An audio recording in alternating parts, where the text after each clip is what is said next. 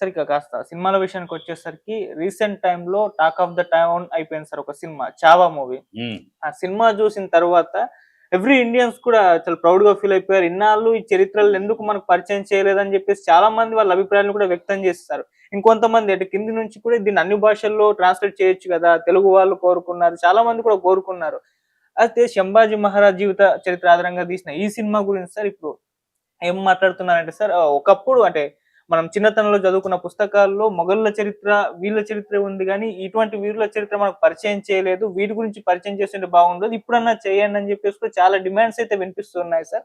చావా అదేనమ్మా. గురించిన మీ నేను అభిప్రాయం ఏంటి సార్? నేను చాలా సార్లు గతంలో నా వీడియోలు చూసి తెలుస్తామా. హ్మ్. నేను కాంగ్రెస్‌ని ఎందుకు వ్యతిరేకిస్తూ మాట్లాడేవాడిని చిన్నప్పటి నుంచి. నేను కాలేజ్ డేస్‌లో ఇంటర్ కాలేజ్ స్టూడెంట్స్ నాయకుడుగా ఉన్న రోజుల నుంచి కూడా నేను కాంగ్రెస్. ఈ కాంగ్రెస్ చేసిన దౌర్భాగ్యం వల్ల ఇవాళ దాకా మన దేశ చరిత్ర మన పిల్లలకు తెలిపియటానికి ఇన్నాళ్ళు పడతాంది. హ్మ్. కాంగ్రెసు అది అధికారంలోకి వచ్చిన మరుసటి నుంచి 4 పర్యాయాలు ఎవరయ్యా ఎడ్యుకేషన్ మినిస్టర్ అంటే ముస్లిం. 4 సార్లు ముస్లింలను పెట్టి కాంగ్రెస్, కమ్యూనిస్టులు ముస్లింలను పెట్టి వాళ్ళ యొక్క దుష్టులు, దుర్మార్గులు నా దేశాన్ని వంచించి, నా దేశాన్ని రక్తసిక్తం చేసి, నా దేశ ఆడపడుచులను అవమానించి, అవహేళన చేసి వాళ్ళ మాన ప్రాణాలను దోచుకున్న దౌర్భాగ్యులని, నా మా బలవంతపు మత మార్పిడులు చేసిన నీచ నికృష్టుల్ని హీరోలుగా చిత్రీకరించే ఈ హిస్టరీ పెట్టారు. మన రాణా ప్రతాప్ సింగ్, మన ఝాన్సీ బాయి గురించో, మన ఛత్రపతి శివాజీ గురించో, మన వీరులు హ్మ్. మాతృభూమి కోసం రక్తం చిందించి కంకణం కట్టుకుని పోరాడిన యోధులు, ఈ నా భరత్ మాత అని నిలబడిన భరత్ మాత ముద్దు బిడ్డలు, వాళ్ళ చరిత్ర మన తరానికి తెలియదు. తెలియకుండా చేసిన దౌర్భాగ్యులు, దుర్మార్గులు, దుష్ట భ్రష్టులు ఈ కాంగ్రెస్ వాళ్ళు. హ్మ్. అందుకనే కాంగ్రెస్ వ్యక్తి ఆ కాంగ్రెస్ అది చేసింది డబ్బులు దోచుకుందంటే ఇవాళకంతా రేపు కక్కిస్తారు. అది కాదు. నా భారతదేశ వ్యక్తిత్వాన్ని భ్రష్టు పట్టించారు ఈ కాంగ్రెస్. హ్మ్. నా భారతదేశానికి ఒక వ్యక్తిత్వం ఉంది, ఒక పౌరుషం ఉంది, ఒక పోరాట పటిమ ఉంది, ఒక సంస్కృతి సాంప్రదాయాలు ఉన్నాయి, ఒక కల్చర్ ఉంది, ఒక వివేకం ఉంది, ఒక విజ్ఞానం ఉంది నా భారతదేశానికి. దాన్ని మొత్తానికి మంట కలిపి నాకన్నా నా భారతదేశంలో వీరపుత్రుల కన్నా ఆ ముస్లిం మొగలాయులు వాళ్ళ చరిత్ర గొప్పది, వాళ్ళు గొప్పోళ్ళు అన్నట్టు యవనులు, మ్లేచ్చులు, ముస్లింలు, ఆంగ్లేయులు నా దేశాన్ని నరక యాతన చూపించి నా దేశాన్ని సర్వనాశనం చేయాలని నా దేశం వాళ్ళ అన్ని అణచివేతల్ని అధిగమించి వచ్చింది. నా దేశం అంత గొప్ప ఆ చరిత్ర నా దేశానికి తెలియజేయకుండా ఈ హిస్టరీ మొత్తం ఇవాళ కదా ఈ కాంగ్రెస్ ఎందుకు హిందూ చరిత్రని, హిందూ దేశ చరిత్రను వక్రించారు. వీళ్ళు హిందువులు కాదు. ఈ నెహ్రూ ఇద్దరు ముస్లింలకు పుట్టినవాడు, వాడు హిందువు కాదు. వాళ్ళ పూర్వీకులు ఆఫ్ఘనిస్తాన్ నుంచి వచ్చిన గజా ఖాన్ గౌరీ గంగాధర్ అని పేరు మార్చుకొని టోపీ పెట్టుకుని అక్కడ నెహ్రీ అనే కాలువ దగ్గర, అనే నది దగ్గర ఏర్పడి, ఇప్పుడు అది ఆ నెహ్రీ కాలువ అని పేరు జమునా రివర్ అంటారు. అక్కడికి వచ్చి పేరు మార్చుకుని, వేషం మార్చుకుని ఆఫ్ఘనిస్తాన్ పార్సీ ముస్లింలు వచ్చి పేరు మార్చుకుని ఇక్కడికి వచ్చి ఒక ముస్లిం దగ్గర, మోతీలాల్ లాయర్ దగ్గర చేరి, ఆ లాయర్ చనిపోతే ఆ లాయర్ రెండో పెళ్ళారు ఐశ్వర్యవంతురాలు అందమైన ఆవిడని నేను పెళ్లి చేసుకుంటే, మోతీలాల్ పెళ్లి చేసుకుంటే అప్పటికే ఆవిడకి పుట్టిన నెహ్రూ. అంటే ఆ చనిపోయిన ముస్లిం లాయర్కిను ఆయన రెండో భార్య ముస్లింకి పుట్టినవాడు నెహ్రూ. అందుకని నెహ్రూ ఒక చోట అంటాడు, by birth I'm Muslim, by accident I'm Hindu అన్నాడు. ఆయన పుస్తకంలో ఆయన రాసిన మాట. ఈ దౌర్భాగ్యులు వీళ్ళు హిందువులు కాదు, భారతీయులు కాదు, వీళ్ళు గాంధీలు కాదు. గాంధీ ఎక్కడ నుంచి వచ్చింది? నీకు గాంధీకి సంబంధం ఏంటి? గాంధీ బ్లడ్ మీద ఎక్కడుంది? ఆ గాంధీని దేశమంతా జాతిపిత అంటున్నారు కనుక ఆ గాంధీని పెట్టేసుకుని మోసం చేశారు జనాలు ఎన్నాళ్ళు. ఇవాళ కదా నీ మోసాలు ఒక్కొక్కటి బయటపడుతున్నాయి. ఇవాళ కదా మోడీ లాంటి వచ్చినా కదా నా దేశం అనే ఫీలింగ్ ప్రజల్లో వచ్చింది. ఎక్కడ కూడా ఏ దేశమైనా ఈ భూప్రపంచంలో ఏ దేశమైనా ఆ దేశభక్తి లేని పౌరులు ఉన్న దేశభక్తి లేని పౌరులు ఉన్న దేశం మనలేదు, మన జాలదు. దైవభక్తి ఎంత ముఖ్యమో దేశభక్తి కూడా అంతే ముఖ్యం.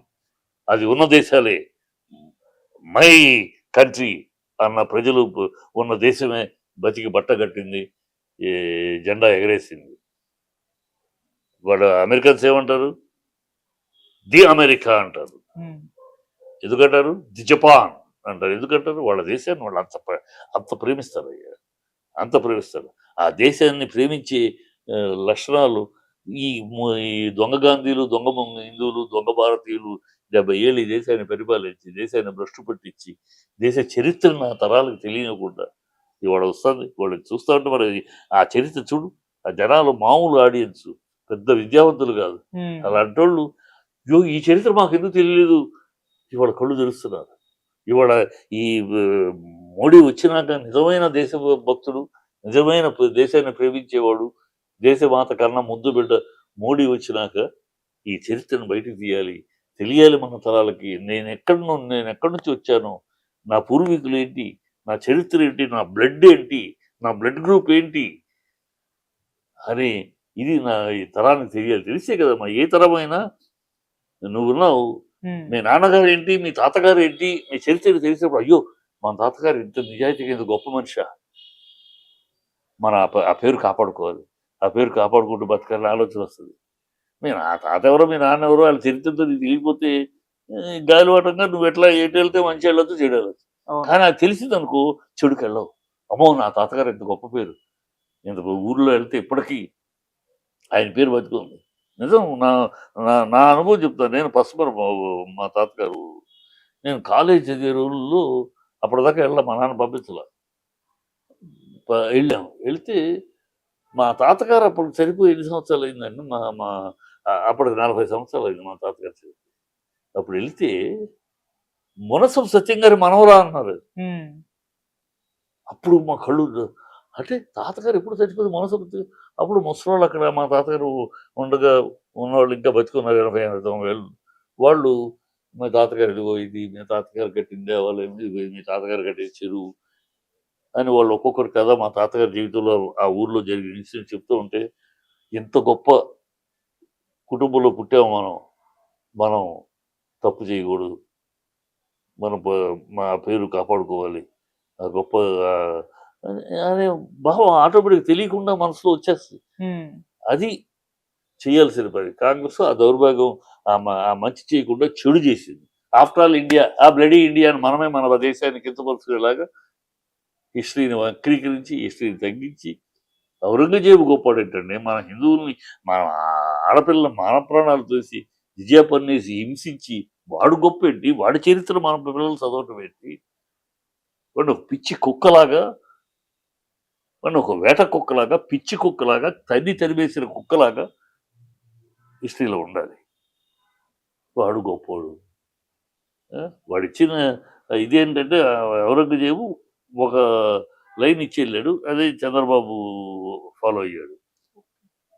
ఏది పదవి కోసం సొంత రక్తబంధాన్ని అయినా సరే, అలాగే ఔరంగజేబు సొంత బంధాన్ని ఎలాగో పదవి కోసం చంపించాడు, ఉమ్, చంద్రబాబు పదవి కోసం మామగారిని అంత ఆ లైన్ తప్పితే ఔరంగజేబు నుంచి ఈ దేశానికి అందిన లైన్ ఇది. అక్కడ ములాయం సింగ్, అందరూ ఈ కుటుంబంలో కూడా అధికారం కోసం అని కుటుంబ దీన్ని కూడా తొక్కి నొక్కి వెళ్ళిపోవచ్చు అనేది ఔరంగజేబు గారు ఇచ్చిన ఒక నీతి. ఉమ్, అంతకన్నా ఔరంగజేబు దేశానికి చేసింది లేదు. అన్ని అరిష్టాలు అందులో ఇది ఒక అరిష్టం. ఇది అందించిపోయాడు ఈ దౌర్భాగ్యం. ఉమ్, వాడు గొప్పోడని, టిప్పు సుల్తాన్ గొప్పోడని, ఏమి చరిత్ర ఇది. మన దేశంలో మన ఆంధ్ర రాష్ట్రం చదివితే ఎంతమంది ఉన్నారు, కొమరం భీం చరిత్ర ఎంతమందికి తెలుసు? అల్లూరి సీతారామరాజు సినిమా వచ్చేదాకా చాలా మందికి అల్లూరి సీతారామరాజు ఆయన ఎంత గొప్ప, ఎంత మహానుభావులది ఈ దేశం కోసం, ఈ ప్రజల కోసం రక్తతర్పణ చేసి, ప్రాణత్యాగం చేసి, అన్నీ వదులుకుని ఈ గొప్ప తెలియాలి కదా ప్రజలకి. మన నాయకుల గురించి తెలియాలి. మన చరిత్ర బుచ్చలపల్లి సుందరయ్య గారు, ఆయన ఒక కమ్యూనిస్ట్ లీడర్ అవ్వచ్చు, బట్ ఈ దేశంలో పుట్టిన గొప్ప వ్యక్తి. అన్నీ త్యాగం చేసి, ఆస్తులు త్యాగం చేసి, రెడ్డి అనే పేరు, ఆయన రెడ్లు, కానీ రెడ్డి అనే పేరుని తీసేసి, అలా ఉన్నవాళ్ళు ఇలా చరిత్ర మన ప్రజలకు ఎంతమంది తెలుసమ్మా? బుచ్చలపల్లి సుందరయ్య గారి చరిత్ర నీకు తెలుసా? చూడు మరి, అలాంటి మహానుభావుల చరిత్ర. తెలియాలి. తెలిస్తే కదా ఒక ఇన్స్పిరేషన్. అవును. ఆ ఇన్స్పిరేషన్ కానివ్వకుండా దోచుకున్నవాడి చరిత్ర, ఏ, ఆఫ్ఘనిస్తాన్ నుంచి పారిపోయి వచ్చిన వీళ్ళ కుటుంబం, ఈ దౌర్భాగ్యపు కుటుంబం చరిత్ర, ఇందిరా చరిత్ర, దేశంలో రాజకీయాల్లో రౌడీయిజాన్ని ప్రవేశపెట్టిన ఇందిరాగాంధీ. ఆవిడకి ముందు రౌడీలు లేరు రాజకీయాల్లో. రౌడీలు వెనక చేతులు కట్టుకుని ఉండారు. ఆవిడే రౌడీలకు టికెట్లు ఇచ్చింది. పంజాబ్లో బెందర్వాలే గ్రూపు, తమిళనాడులో ట్రిపుల్ కే సుందరం గ్రూపు, కేరళ కర్ణాటకలో ఫ్రూట్ మార్కెట్ జయరామన్ గ్రూపు. ఈ రౌడీ గ్యాంగ్ అంతా చేతులు కట్టుకుని ఉంచేది. ఇందిరాగాంధీ వచ్చిన వాళ్ళకి సీట్లు ఇచ్చి మీరే ఉంచండి అన్నది. దాంతో రాజకీయాల్లోకి ఇవాళ మర్డర్ చేసినోడు రేపు మంత్రి అన్నట్టు అయిపోయింది. ఈ దౌర్భాగ్యానికి మహానాయకుడు ఆవిడ కారకుడు. ఆ తెలియదు దయాకర్ లాంటోడు, అద్దంకి దయాకర్ ఏం మాట్లాడుతాడో తెలియదు. ఏం చరిత్ర తెలిసి మాట్లాడతాడో తెలియదు ఆయన. వాళ్ళ బ్రాహ్మణులట. ఏం తెలిసి నీకు చరిత్ర తెలుసా? ఆయన బుద్ధి తెలుసుకోరు మాట్లాడాలి. ఆయన కాకా పట్టాలి, పెట్టాలి పట్టుకో. కానీ చరిత్ర తెలియకుండా కాకాలు పడితే నవ్వులు పలుకుతారు. ఇది ఎవరో నేను చెప్తున్న చరిత్ర కాదు. ఇది మితాయ్ అని నెహ్రూ గారి దగ్గర 16 సంవత్సరాలు పిఏగా పనిచేసిన వ్యక్తి రాసిన బుక్కు. ఆయన ఆత్మకథ. ఆయన అనుభవంలో 16 సంవత్సరాల దగ్గర ఆయన రాసిన దాంట్లో